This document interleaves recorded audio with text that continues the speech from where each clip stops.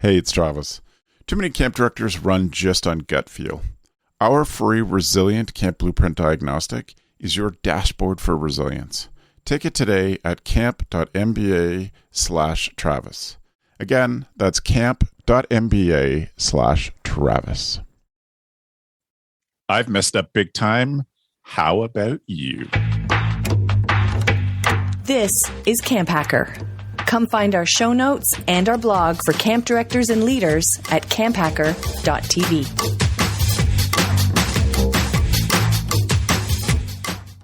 A huge thank you to our sponsors who make the CampHacker podcast possible. You don't lead camp because you love the office. Ultra Camp has everything you need to manage your program so you can spend more time doing what you love. Manage staff, register campers, take payments, and direct communication all in one place. Find out more at ultracampmanagement.com/camphacker. Scheduling is the backbone of every camper's experience, but when there's a staffing change, it's almost impossible to fill that role with someone who knows all the nuances a schedule takes. Come check Camptivities out, specifically designed for camps by camp people. Find out more at camptivities.com. Hello, Camp Pros, and welcome to the CampHacker podcast. My name is Travis Allison. I'm a summer camp marketing and strategy consultant. I help camps translate what we do so that more families insist on sending their children to summer camp. Hi, everyone. My name is Chris Hudson. I'm camp director of what at least one website calls the best camp in America, Camp Highlight. It is a sleepaway camp for kids who have LGBTQ parents. And my name is Gabrielle Rail. I'm one of the camp directors of Camp Waro. Camp Waro is an all-girls camp in the Laurentian Mountains of Quebec, Canada, and we focus on creating a positive female community for girls and gender minorities. My name is Joe Richards. I'm the executive director at Pierce William Summer Camp and Retreat Facility located in Fingal, Ontario, part of the United Church of Canada's camping network. Welcome back, everybody. So good to see you. Today, we're going to talk about my mightiest messes and how I'd handle them today. But before we do that, I just want to take 1 second and ask if you enjoy this show, or you've been listening to CampHacker for a while and haven't done it in a while.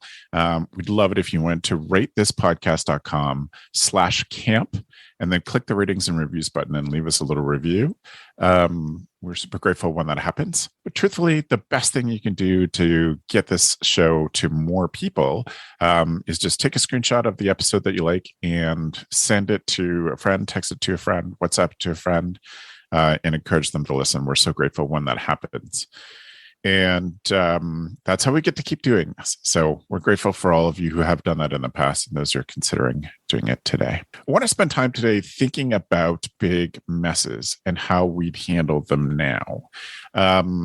This was a topic suggestion, and we're grateful for that. I think it smells like Gabrielle Rail's topic suggestion. It's an awesome topic. And Gab, I wonder for you why this is something that you wanted to acknowledge and spend some time with and open up about today.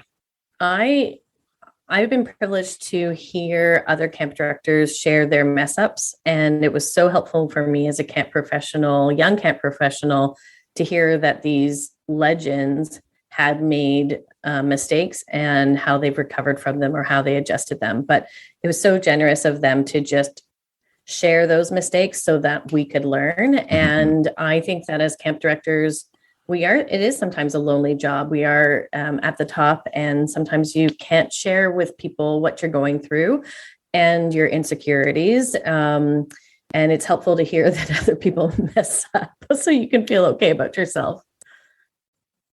Yeah, absolutely. Absolutely. Yeah.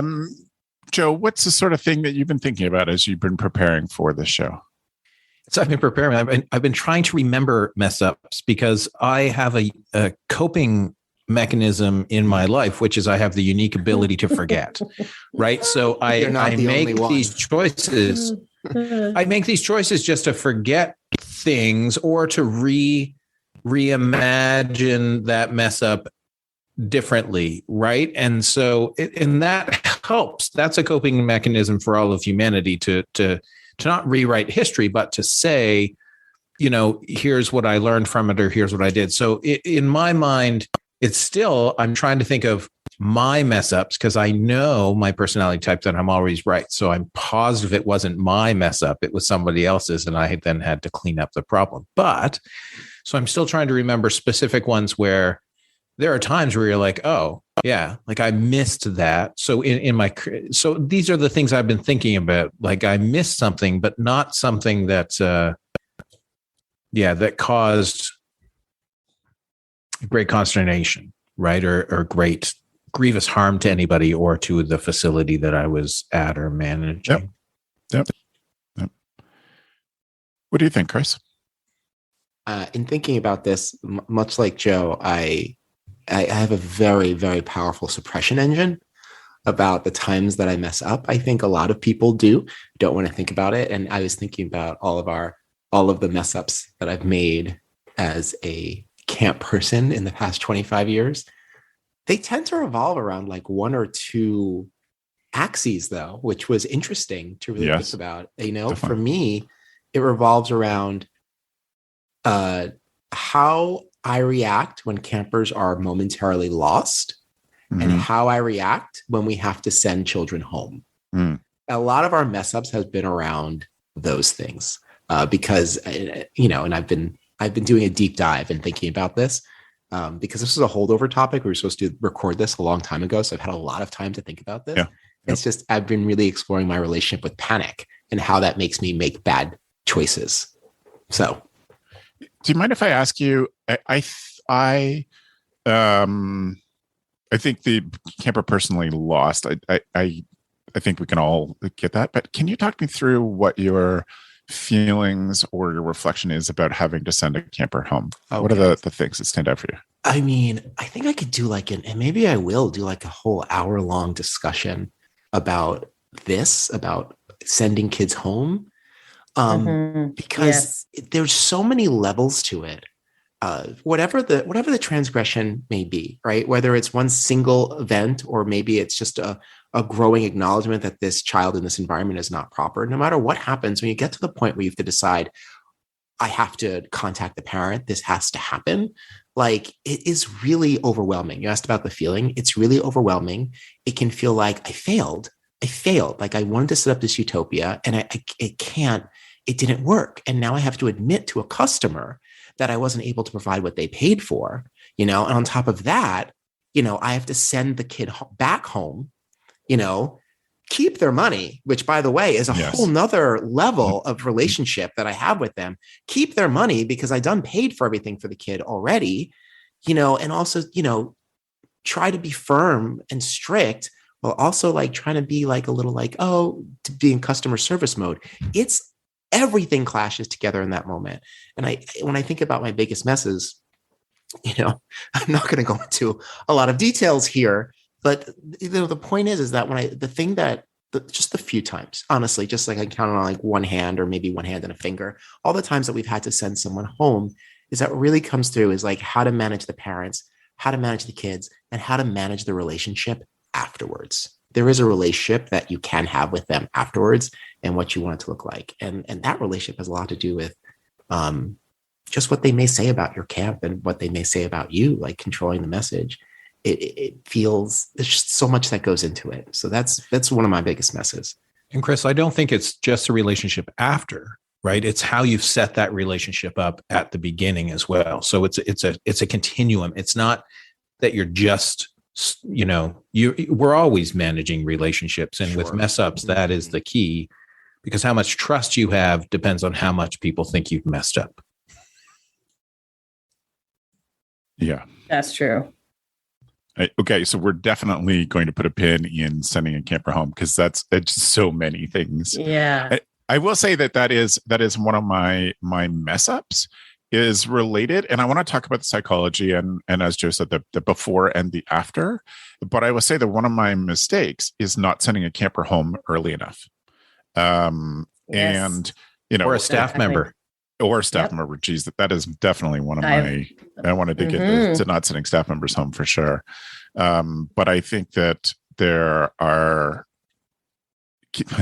the superhero complex in camp directors is so big.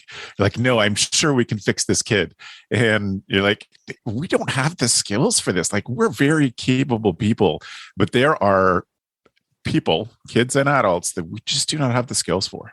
And it is a humbling experience to come at that at the end of a very, stressful few days, to think, like, this is not us. We shouldn't have done this.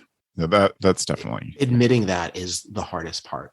Yeah. Admitting that is like, it seems ridiculous now, right? Yeah. But like, Yep. we don't have the tools to handle every child, and we don't have the tools to educate every staff member. We don't. But to say that, even saying it right now in this context, I'm like, but no, but like, of course that's true. Yeah. It's also the concept that we don't have the tools, nor should we have to have the tools to deal with parents or rental group contacts who don't respect you, right? And this is the key, is that the relationship is two-sided, thus a relationship, as opposed to just a one-way thing. So in a mess up, there's many things that can happen before that trigger it, but there's things that can happen after that. When you're overly emotionally attached, any mess up becomes bigger in your mind. Or if you feed into somebody else's mess up, meaning that if they send you a whole list of things that were messed up, the worst possible thing you can do is reply point by point to them about how that wasn't messed up. I've just gone, in Canada, we can say sorry whenever we want, and do, because we're Canadian. But right, I just go to those long emails, and if I'm like, yeah, sorry, these things happened and they shouldn't have, and here's our steps to move forward, as opposed to being like, well, it wasn't 3:00, it was 2:35, right? It was this didn't happen. So, yeah. I think there are, so many things related to all of the issues of this too. True. The thing that will, and I've said this to camp boards before, like, what my business is making this a safe place for kids. How that affects you emotionally, I hope you're on the journey with me. But if that bugs you, I'm fine with that. I'll take that. But the other thing is, I think, and this is a mistake of mine, and I have taken on clients, families, rental groups, etc., that made me uncomfortable because I thought we needed the money, and paid for that. Paid for that in staff. People, I should have known that I wasn't getting treated respectfully, and therefore they weren't going to treat my staff respectfully. And not treating my staff with respect when I know what they're giving up to be there, that just angers me so much. I become unreasonable. And I was always lucky, like Chris, and Gab too, like, I had a co-director, and I could just turn to Beth and say, I can't do this one. I won't do it well.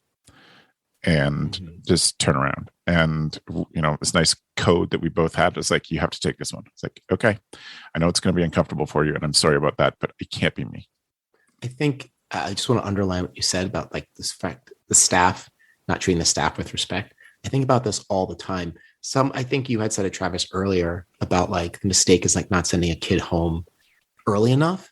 Sometimes our mistake has been admitting kids who we knew we didn't have the skills for, but we were like, okay, we can make this happen. The environment will be wonderful. They're going to whatever. Camp will be good for them. Camp will be great for them. And then understand the impact and the toll that has on the staff, because what we're communicating to them is that we know we didn't train you to handle this, but do it anyway. Like that relationship gets damaged, and it's never worth it. It's never worth it. We've never needed the money bad enough. And that's something that I constantly have to remind us. We don't need the money bad enough to burn our staff on someone that we cannot train them to handle.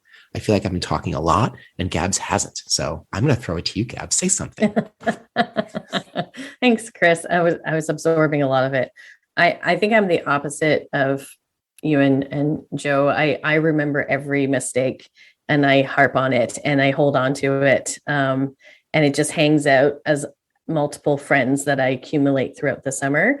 And then in the fall, I go over everything. And so I think that is a mistake. I think, we're we can't be perfect. We're trying, but I do think picking up on patterns like what you did, Chris, thinking about some of these mishaps or mistakes or, oopsies, whatever we want to call them. Sometimes there are patterns, and sometimes, it can be an external pattern, or it can be internal within ourselves, and picking up on those patterns. I certainly know some of my patterns are when I have really, really low energy, that's when I want to take everything on myself. When I have high energy, no problem. Everybody's involved and I have less work. And then as the work starts to pile, then I think I need to lock myself into a room and just sort of crack on and get everything done, which is the worst way to try to get stuff done, for me anyways.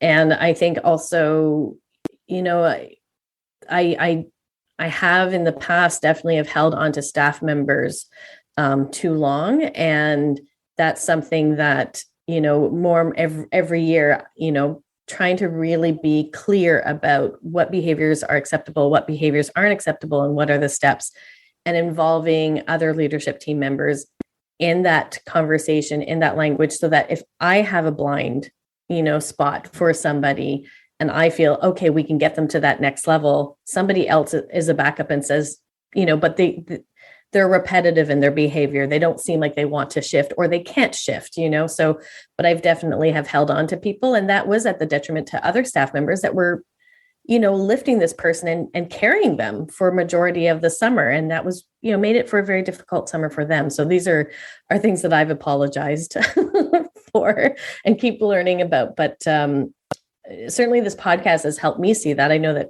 that Joe and I have had many conversations about letting staff members go. And that has taught me, to look at the big picture and not just the individuals.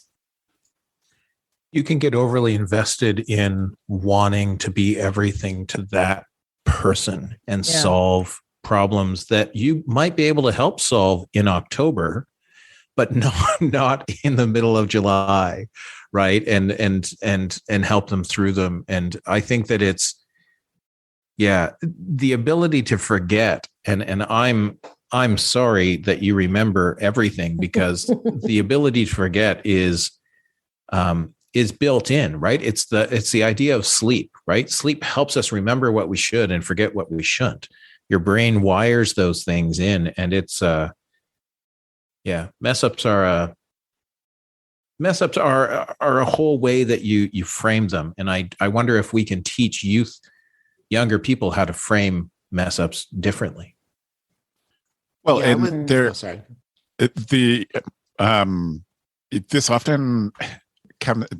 this comes down to, first, I think, the baby questions. Is it tired? Is it hungry? Is it cold? Is it hot? I think those are the things I need to ask myself in this. Like, am I tired? Am I hungry? Do I need water? Of course I need water. I always need water. Always. And some of that. Chris, you're going to say? I was going to say, like, I want to put a finer point on what Gabz said versus what me and Joe said. I mean, the suppression engine. I think the lesson you remember, the mistakes you want to forget. Yeah. Just so you can get up in the day. Like, we all do this, right? Like you're in the shower, you're having a great day, you get out, you're like, yeah, my day's going to be great. Then you look in the mirror, remember like that you threw up in front of your entire class in like third grade. And you're like, oh my God. That's it. We don't want to be that way about like camp stuff, because we don't want to get into the, how can I put this quickly, succinctly? You don't want to get in the mind frame where like you are like debilitated by making those mistakes. We're all going to make mistakes. It's the lessons that we carry, you know what I'm saying? So like, I'm not saying that I mess up hugely at Camp Highlight, then I'm like, oh, well, and then just get up the next day. That's not how it's happening. No. There's lessons occurring, and remember the lessons and forget the actual screw ups. So.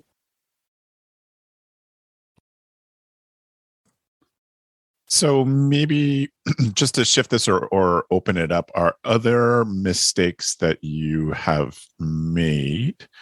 A couple that came to mind when I was writing stuff down. I know that in my first year of camp directing, one of my big lessons was I have to get out of the office. that I was just too stuck in trying to control for everything, but without seeing anything other than the view out my window. And I just spent too much time there. And it was like 3/4 of the summer when a senior staff member said, you should just go see. And I mean, that is a long time ago. We did an episode about the Toyota manufacturing, how to use systems. And one of their big systems things from Toyota speak is get on the shop floor. You as executives are required to get on the shop floor when you work for Toyota. And that is something that I think was a mistake that I had to learn. I have to get outside and honestly had to constantly remind myself, like, it's been a couple of days. I haven't seen program. And people haven't seen me other than at meals. Then that's a problem. I think, and this has been a really tricky one. I think, like I said, like all my things fall on the same theme, but they're related to panic. I think I have to remind myself, I'm going to say this carefully, right? Because we're in the business of childcare. Like 6 times out of 10, this is not life and death. And I say that like 6 times out of 10, it's not. A kid goes missing. It doesn't mean the kid fell into a creek and is now like washing out to the ocean. Like it's probably not that. And that's the first place that we go, because we all saw that training video. Do you know what I'm talking about? We all saw it. And so we're all like, oh my gosh. And it's in my experience, thank God, it's never been that. And so there's a lesson in that right away, right? And I think going forward, as I look at this summer, I've been thinking a lot about like, okay, I want to talk about that with the senior staff, with the directors, and be like, okay, let's generate a list. Let's spend like 5 minutes and brainstorm every horrible thing. Like, I mean, gory, like Saw, Friday the 13th level thing that could happen. And like, let's really evaluate like how we might react, and even how likely is this thing to occur. And let's like use that to sort of settle ourselves. Cause I think that's what I need anyway. I'm calling the shot, so that's what we're doing. But like, I think that's what I need. I think there's a part to that, Chris. If you've watched This Is Us, the television show, the one couple has a practice where they play this game called Worst Case Scenario, right? And they literally tell each other what they believe the worst case scenario is, often in relationship to their kids, right? Well, this could happen, and that could happen, and that could happen. And I think that when we mess up, when we double book or triple book groups, when we don't have 3 sites, or when we keep a staff member when we shouldn't, or when someone in your facility loses a camper overnight on a wilderness trip, right? Like, those are things that that there's a ton of possibilities, as you said, that could happen. And this is the idea of worst case scenario, right? That we often train our minds to go to the worst case scenario. So when a friend doesn't say hello to us on the street, and I think I've said this before, right? That automatically people are like, well, that friend doesn't like me anymore, so then I'm just never going to talk to them. And I think with mess ups, it's the same way, that if it happens the first time, right, is a lesson to be learned. The second time is a mistake and it shouldn't have happened. The third time, there's a pattern and there's a problem, either with you or your systems or your camp or your staff. So, but I think that playing that game, and my wife and I talked about it with our kids as we watched This Is Us. We're like, oh, we could play worst case scenario. And then we realized that that's not the way we think. Like, we just don't think, that's not where our brains go first. I think it's an interesting exercise, and particularly for me, when Chris, I'm the opposite. When there is an emergency, I'm super calm, very collected. My brain does not go to the extremes. It's probably the most organized and calm it's ever been. But doing an activity I do with my leadership team is, what do I look like on a good day, on a bad day, and on the worst day? And And I think it's so smart. We all have these different reactions in different scenarios and cases. And, some people, some of my leadership team in emergency situations, this is not a good time for them. Like they need to be directed into something very specific, something small, and they deal with that, where some others can step forward and learning that from your team. But I also agree, Joe, with bringing in that language of mistakes happen. In my organization, we try to celebrate mistakes because we want people to try. If it happens again, then, like, why is that? Because we obviously want to learn from the first time. And if it happens a third time, is this an organizational thing? Is this a person thing? Is this, we want to make sure. And I think that there's big mistakes like, kids getting misplaced, I will say. And there's other mistakes where it's a slip of the tongue, saying something that is misunderstood, and how do you manage that? Not sending out an email when you meant to press send and you didn't. And, what was going on with you during that time? Were you distracted? Is there a way to help support you? But certainly looking at those things and seeing how we can do differently is important. But also, as you all said, letting it go, saying like, oh, I learned from this, and we have to leave room for new experiences and laughs and good times. Camp directors camp professionals are dealing with a lot, everything from site management, buses, staff, morale, campers, families, finances. It's a big job. There's things that milk is going to get spilled. Yes. Milk is going to get spilled. And walking into that being like, well, just a quick, like, what does failure look like? Right. Is considering that and then working backwards. It's never insurmountable ever, And I'm hoping that my staff, my in French we say récompense, my reward is when I do mess up. My sort of hope is that my staff learn from me messing up. They learn, oh, this is how you mess up as a leader. This is how you deal with your mess up. And this is how you move forward from your mess up. And for me, that's one of the pieces that I try very hard, so that it pushes me more into a spotlight instead of where I want to sort of shrink back and go into my cabin and hide underneath my blankets or get in my car and be like, bye, like, see y'all later. Hope you had a great summer. It helps me say, I'm teaching them. They're all going to be messing up. They're all going to be doing that throughout their lives. And maybe I have an opportunity to role model what that looks like.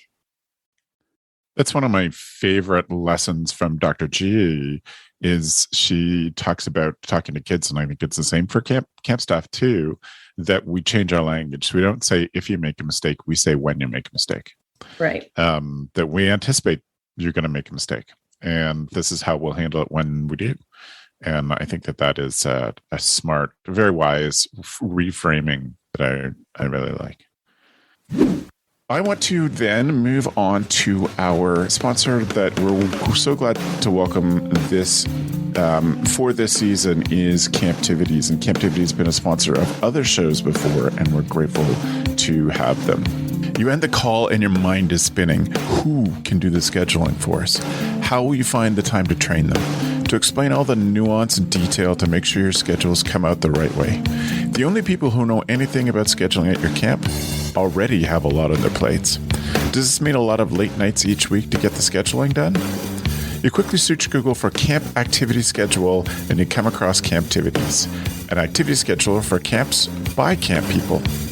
As you click, you're already thinking, this would never work for my camp, but you begin to explore it anyways.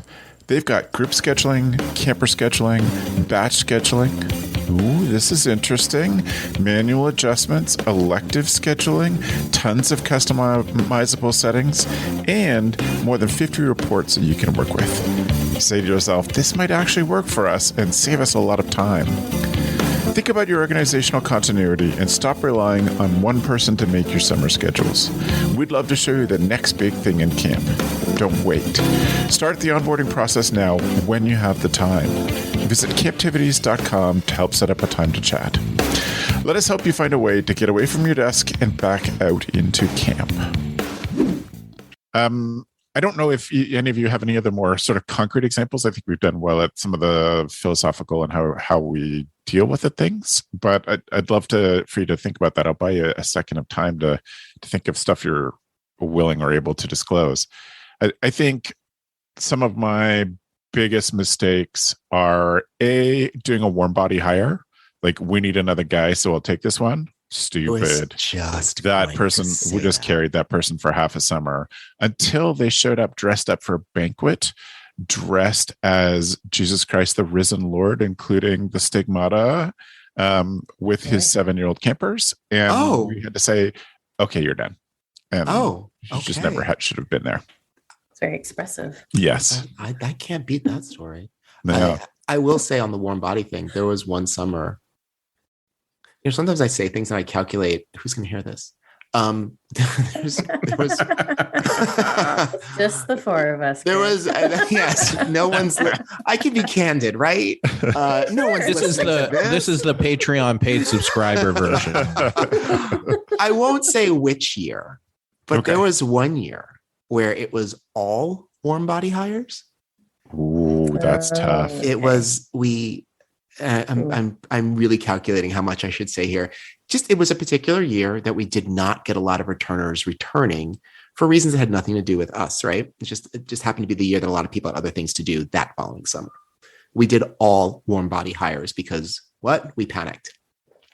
It was, I won't use the word disaster because the kids would never know, but I will say administratively, there's still fallout from this. And again, I won't say the year, but let's just say it was more than 2 years ago. There's still fallout from families, from campers, from the things that got said and got did.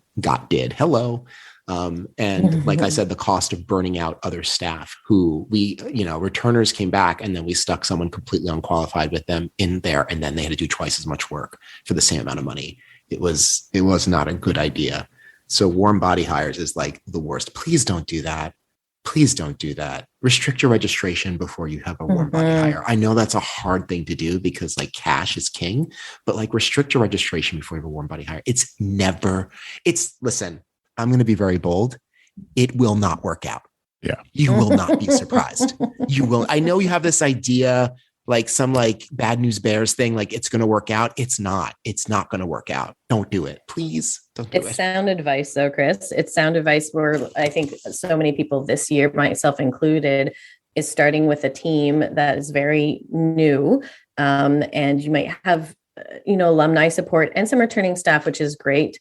But you might be in a position where you're just scrambling to get staff.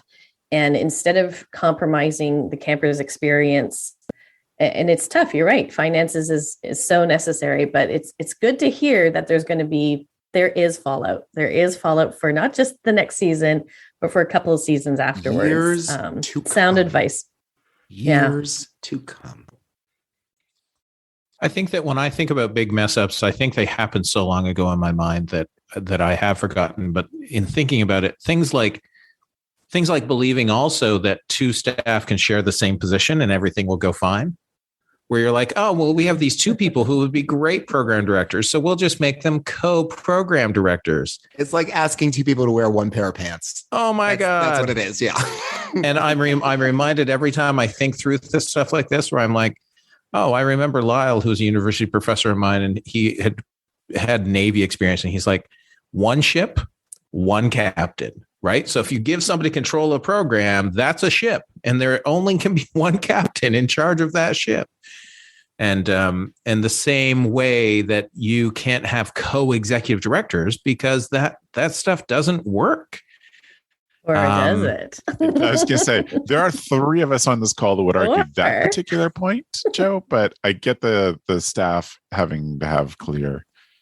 Well, you can argue it, but the question is, what is success, right? Like that's the question. When you look at it's, mistakes often happen because you can argue that a single couple worked in a single position, right? As co's, that's fine. But you can't argue it's a question of how many don't work that we never hear of, or that only lasted a few months and then got blown up. And this is where mistakes are one of those things where if you forget about them, we're bound to repeat them. Yeah, I think for me, I have co-program coordinators, and it works, but I think it is being explicit about their roles and how things work within that conversation.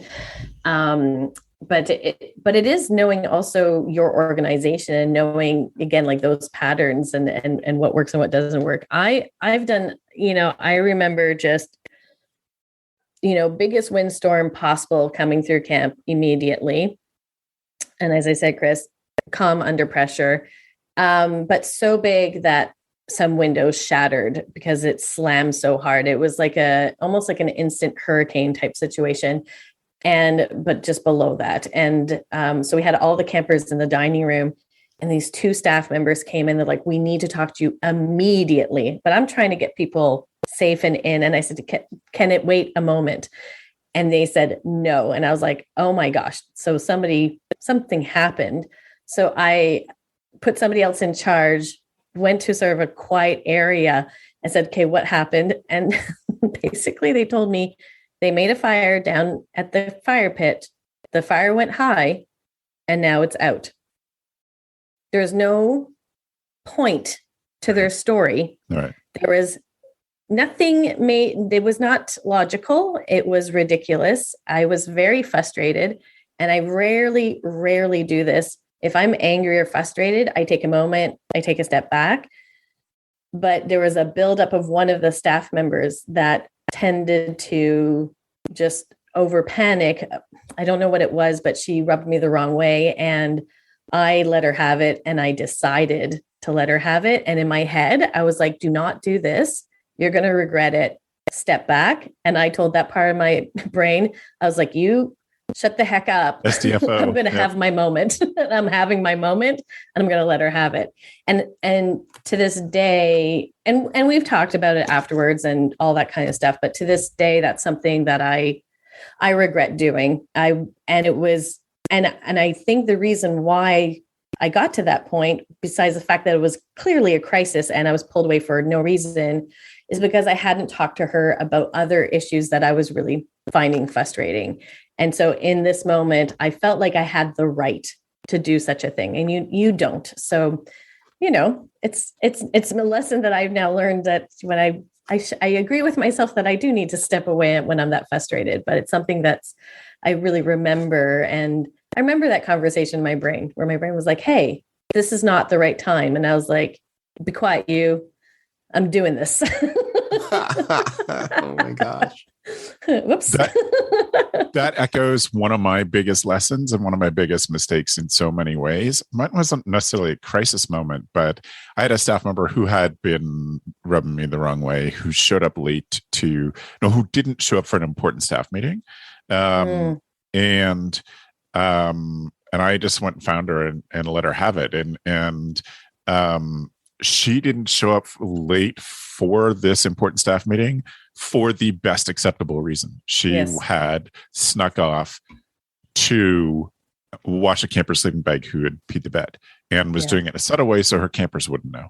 And of course, it was like beautiful camp staff, perfect camp staff thing. And luckily for me, she was the kind of person who could take my anger and do it exactly right. Very quietly turn it back on me to make me realize how very poorly I had done it. And that was one of my biggest takeaways.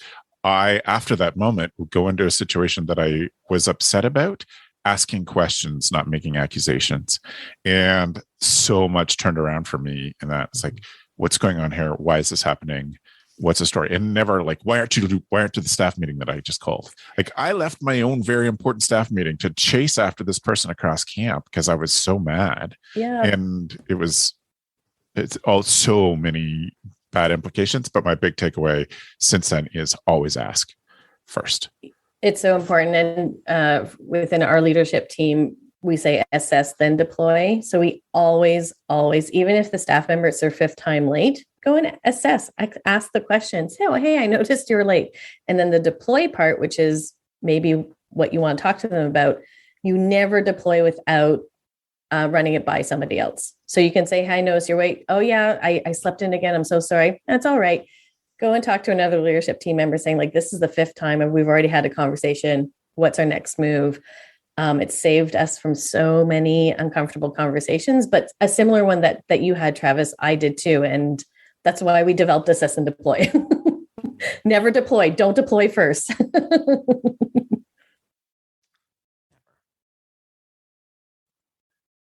Anybody else have a highlight one that they want to leave off this conversation with? Something that's made them a better camp director?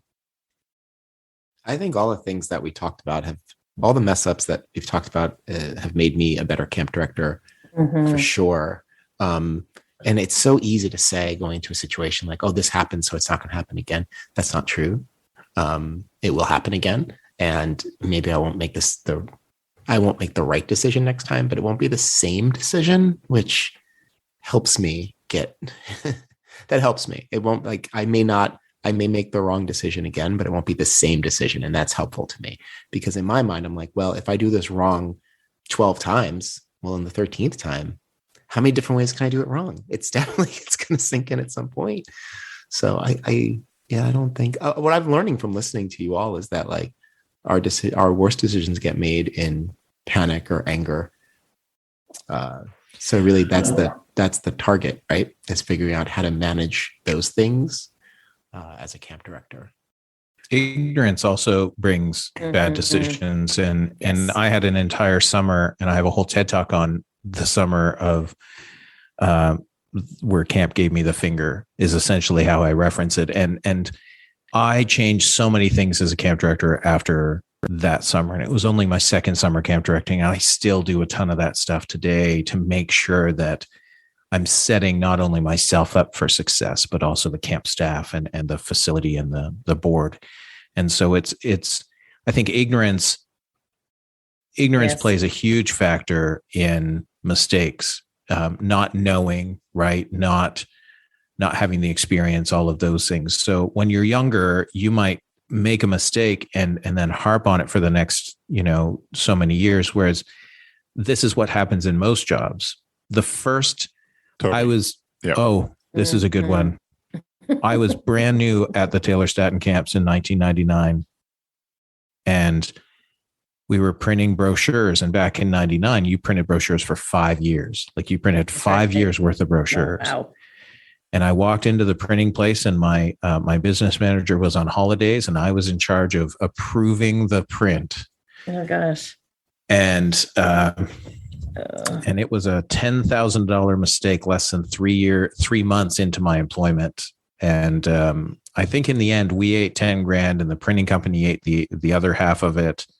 And I didn't get fired and I stayed there for 5 years. And Judy said to me, I probably was wrong in making you the person to do this. And they were wrong in showing you a wet print on this type of paper because it looked glossy at that point, but it doesn't come back clear. So it was it's to know that when you have new staff as well, and this is a lesson I take from this, when you have new staff and they make a mistake, you need to be more forgiving in the beginning than 5 or, than 3 or 4 or 5 years down the road. And it's perspective, right? Like what's the mistake? It's, and arriving late or, what's the reason behind the mistake? What's the mistake or the people involved, safety, et cetera, et cetera. But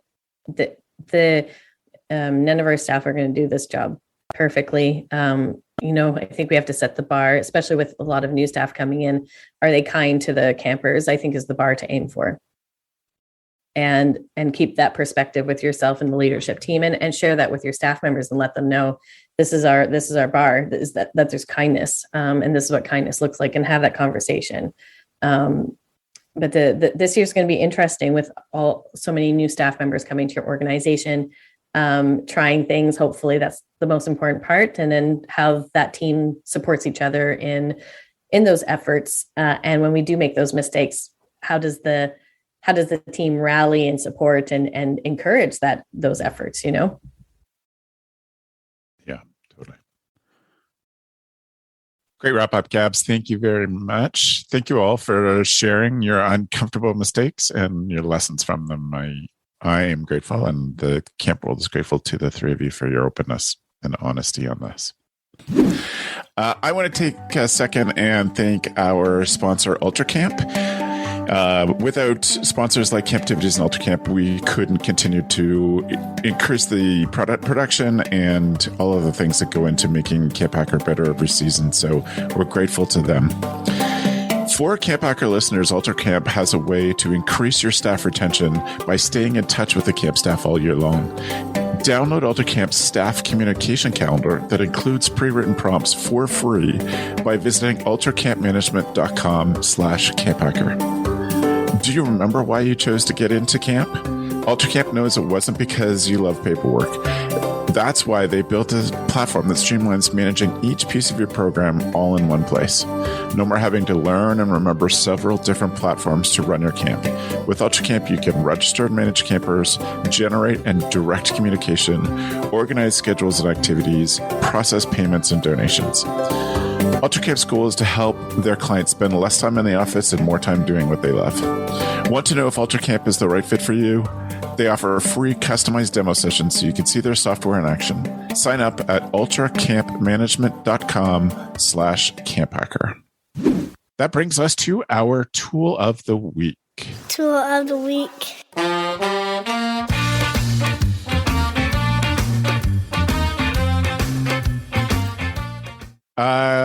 Gab, what do you have for a tool of the week? I think you too. You're going to wish you were watching us on YouTube for Chris and Gab's Tool of the Week dance. We were celebrating Tool of the Week. Yeah. We need a sound clip. I really think. I know we do. There's one in the show. There is one, right? Yeah. There is? Yeah, there is one just in the don't hear show. it. Yeah. Yeah. Well, that's It gets embarrassing edited for in. me and nobody else in the room. Do we remember when we did the Snack of the Week episode? Oh, yeah. Yes. I asked my friend Ron Son Thompson, who is now 14 years old, to redo the intro as Snack of the Week, because he did it for me when he was 4. The Tool of the Week intro that we still use is Thompson saying Tool of the Week. Now I vaguely remember that. See, I forget that kind of stuff.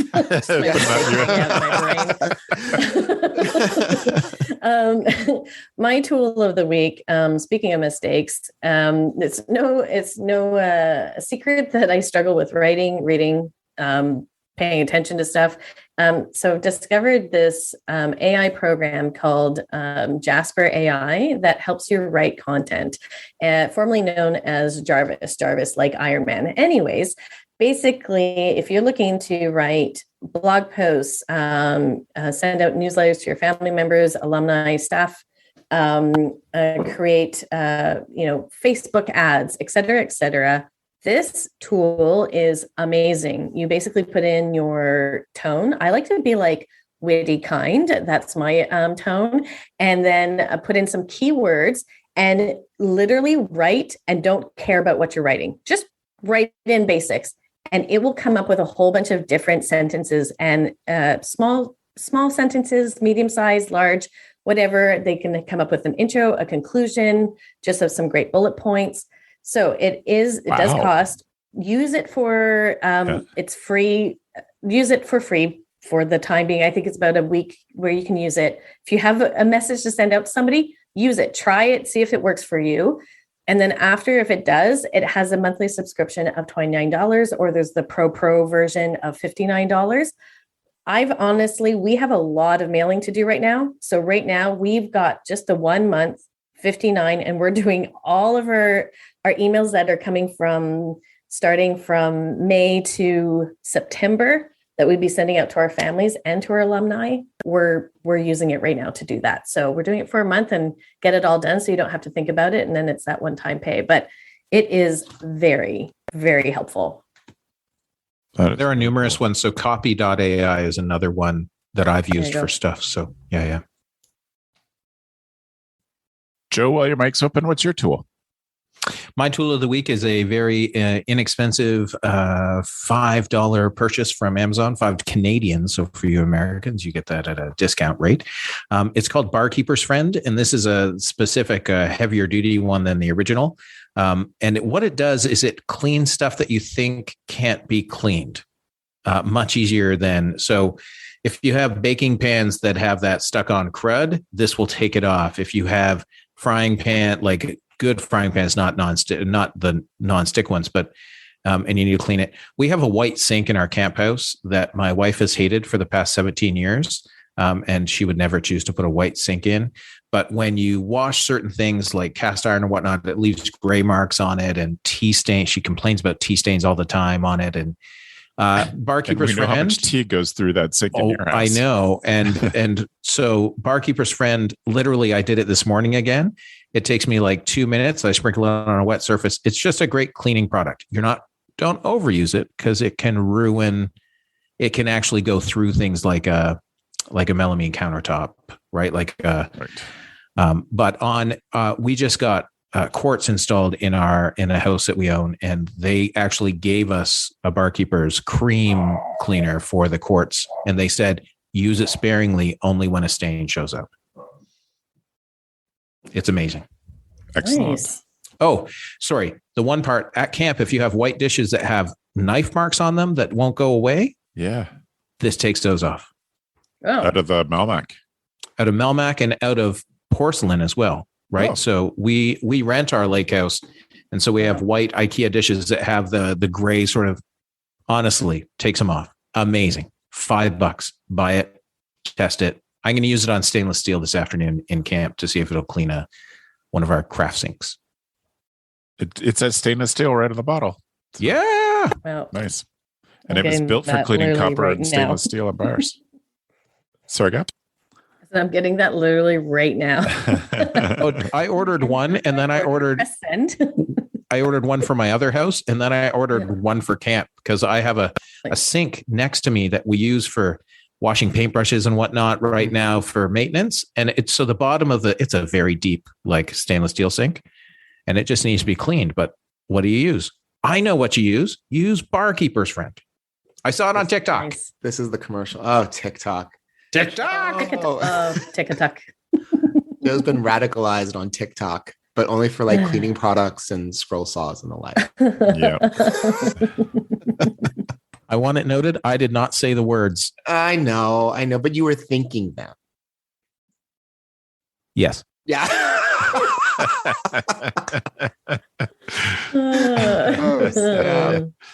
Chris, what's your tool? My tool is abstract and expensive. So I recently just got back from a trip to Egypt. Yes, I'm bragging. I was in Egypt. It was phenomenal. My tool is go to Egypt. No, that's not my tool. But I will say that it is very worthwhile to get outside of your comfort zone and travel somewhere. And, I don't mean travel to see your sister who lives half an hour away. I mean, really plan to travel somewhere as both a vacation, but also as a learning opportunity. And I know everyone who's listening is like, oh, but I can't afford to do that. Well, I don't want to, there's a thing called the internet. There's all sorts of ways that you can afford to travel. And I would really recommend it. And no, you don't have to go all the way to Egypt. You don't have to go so far afield, but being around people whose culture is different than yours is extremely informative. And being the outsider for a second, or in my case, like 10 days, can teach you so much about yourself. And it has taught me, this trip that I just took has taught me so much about what I want to give to my kids at camp. And I know it sounds really abstract, but like I've been thinking a lot about groups and belonging because I was an outsider for so long. I don't speak Arabic. I was sort of outside, and there's so much about the culture I was in that is impenetrable to North Americans, just the way that we typically do things. And it was scary and exhilarating and wonderful. Just sitting down to get to dinner with a family, like feeling like, oh my gosh, what if I do the wrong thing? Like that energy was super helpful to me. So that's my tool of the week. please find a way to get out of your comfort zone. Be around people that you aren't typically around, and be non-judgmental, and just listen and take it in and see how that changes you. And let me know, like, send me a DM on Instagram. I'd love to know if you have that experience, how it changes you, because like it changes me every time that I do it. And it definitely changes me as a camp director. It really does. Excellent. Thank you for that. My tool, I have talked on the show in the last 2 years about how having role-playing games come back into my life in the last 2 years has made such a huge difference and an impact on me, and it's made me feel like I found the right medium for me as a storyteller, and I love it for that, and have gone on such a deep dive. My tool is an open community of role-playing game people. So I say role-playing game, lots of people think of Dungeons and Dragons. It is not that. It is much more independent games, a lot more. It's a community that celebrates story games and the kind of games that are much more playful and less sort of stabby, punchy, fighty than Dungeons and Dragons. So there are games. There's a game that I love called Brindlewood Bay, which is kind of based on Murder, She Wrote. And so there's lots of cozy kind of stuff, as well as stuff with elves and orcs and things and sci-fi stuff. Anyway, my point is the Gauntlet community. Go to our show notes at camphacker.tv/podcast and look it up. The Gauntlet community is an amazingly open and welcoming community that has an incredible amount of thought and effort put into making a safe community. So for that alone, it is worth watching for how to create a safe community online, a welcoming community online. It is worth being involved in. But twice a year, they have the Gauntlet Community Open Gaming Weekend. And you don't have to be a paid Gauntlet member. You can sign up. It is a weekend that they focus on people who haven't played a particular game or are new to role-playing games. And it is actively encourage those of us who are involved in the Gauntlet community regularly to pull back and not get into these games. They're all online games. People play from around the world. You get to meet people from around the world. If you can't travel, you at least get some cultural experience from playing with people. And the next one is coming up probably kind of at the same time as this episode will come out, but I want you to get on their mailing list to look for the one in the fall. There's usually twice a year. In the pandemic, they've done it a bit more than that, but I think they're sort of regulating it twice a year for these Gauntlet community open gaming. And it is a great way to learn this. It is a great way to the thing I found with role-playing games online is how much I learn about how to build communities online, how to tell stories online, how to be thoughtful and intentional online. And that to me is a great camp director lesson. I want you to do it because it's fun, it's relaxing, you get to meet really interesting people, and you get to have fun telling stories together. But the corollary benefit is you get to learn great online community stuff. There's great safety tools built into that. So I encourage you to check out the Gauntlet community online gaming events that happen twice a year. So that brings us to the end of the show. I want to thank my three co-hosts for being here and again sharing the mistakes and being such a good community for me here. I look forward to these moments. Please do check us out at camphacker.tv/podcast. As I said, you can text a friend and tell them if you got some good stuff from this episode, and recommend that you can share the episode from your podcast app. But we are so grateful that everybody's here, part of this community. And I am super grateful for the three of you. Thanks for the evening, friends. The Camp Hacker podcast is brought to you by Beth and Travis Allison, summer camp leadership training and marketing consultants. Thanks for listening. Camp Hacker, bringing your world into focus. Hey, Camp Pros. We love that our industry is built on sharing. In order to foster that spirit, if you've gotten even one good idea from a Go Camp Pro podcast, masterclass, from the Summer Camp Professionals group, a conference, or wherever else, we ask that you give credit where credit is due. That way, it'll encourage camp pros to keep freely sharing their ideas and make the camp industry as a whole better. Hey, it's Travis. Camp directors often tell me they're just too tired to take on anything new. That's exactly why my free Resilient Camp Blueprint Diagnostic exists. It doesn't add work, it shows you progress. Quick, free, repeatable, you'll know if your systems are paying off without the guesswork. Try it today at camp.mba/Travis. That's camp.mba/Travis.